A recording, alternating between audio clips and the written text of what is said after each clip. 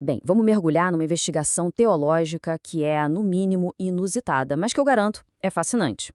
A gente vai basicamente decidir o destino eterno de Lula Molusco. A pergunta é séria. Se esse Lula rabugento da fenda do biquíni fosse julgado hoje, em que parte do inferno de Dante ele iria parar? E olha, a gente vai tratar essa questão com a seriedade que ela merece, viu? Vamos usar a lógica de um poema épico lá do século XIV para diagnosticar a alma de um personagem de desenho do século XXI. A nossa jornada começa, claro, nos portões do inferno. E a primeira coisa que a gente precisa entender sobre o universo de Dante é que a condenação é uma escolha. As almas vão para o inferno por pecados dos quais elas simplesmente não se arrependeram. E se tem uma coisa que define o Lula Molusco, é a sua crônica falta de arrependimento. Então, o ponto crucial é o seguinte: para encontrar o lugar do Lula Molusco, não basta chamá-lo de rabugento. A gente precisa ir mais fundo, determinar a natureza da vontade dele. O pecado dele é por falta de autocontrole? É um pecado de violência, de bestialidade? Ou é algo mais calculado, um pecado de malícia, de fraude? A primeira parada que a gente poderia pensar é o limbo. O lar dos pagãos virtuosos, sabe? Pessoas que viveram vidas honradas, mas sem fé.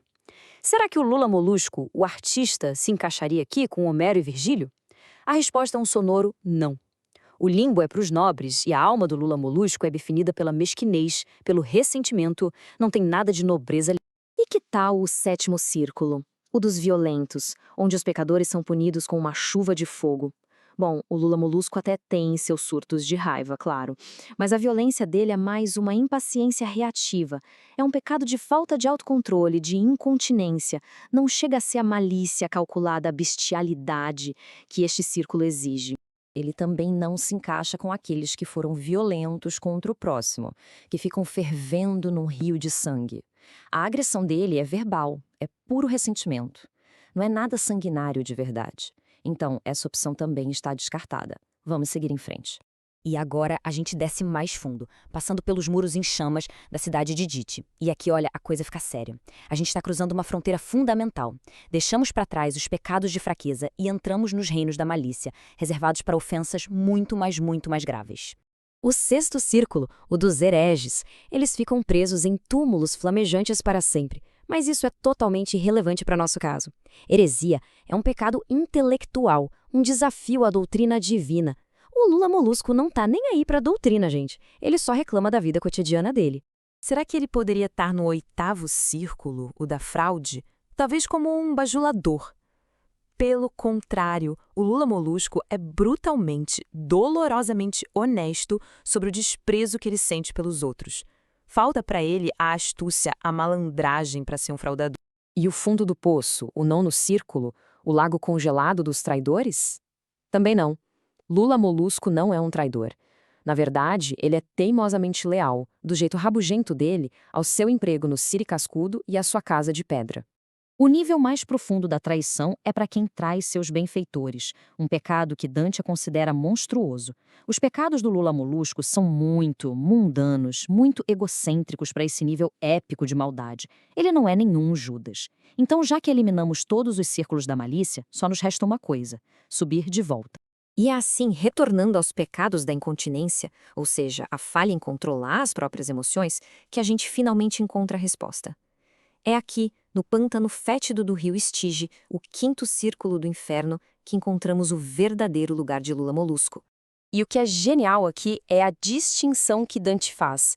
Esse pântano abriga duas formas do mesmo pecado. Na superfície ficam os iracundos, os raivosos que colocam tudo para fora. E submersos, escondidos na lama, ficam os sombrios, aqueles que reprimem a raiva, a melancolia. Na superfície, os iracundos se despedaçam numa batalha grotesca sem fim. E por mais que o Lula Molusco tenha seus ataques de raiva, esse combate físico eterno não captura a essência do personagem. A dele é uma de isolamento ressentido. Mas escuta só o que os sombrios dizem lá debaixo da lama. Tristes fomos no ar doce, que se alegra com o sol. Agora jazemos tristes aqui na lama negra. Isso é o Lula Molusco em pessoa. Ele escolheu ser infeliz no ar doce da fenda do biquíni. Ele carrega a fumaça da assídia, que não é só tristeza, é uma preguiça espiritual, uma recusa em aceitar a alegria do mundo. Então, o veredito está dado. Lula Molusco é condenado ao quinto círculo. a passar a eternidade submerso no pântano do Estige, junto com os sombrios.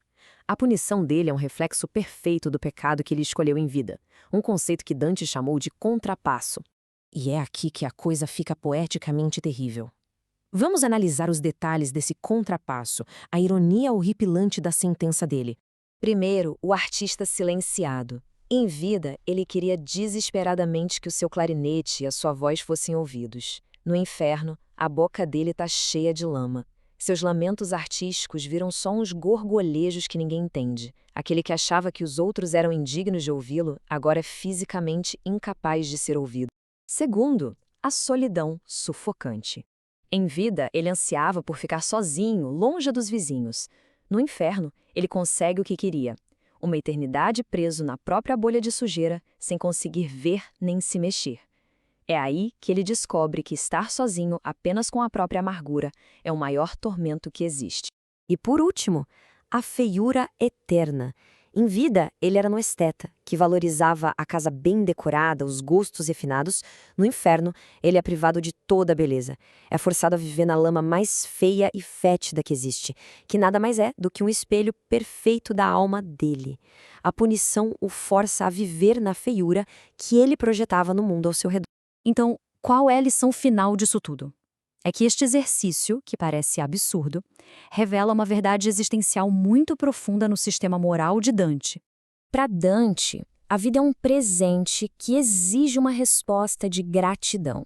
Rejeitar esse presente com tédio cínico, com amargura, é uma ofensa espiritual gravíssima.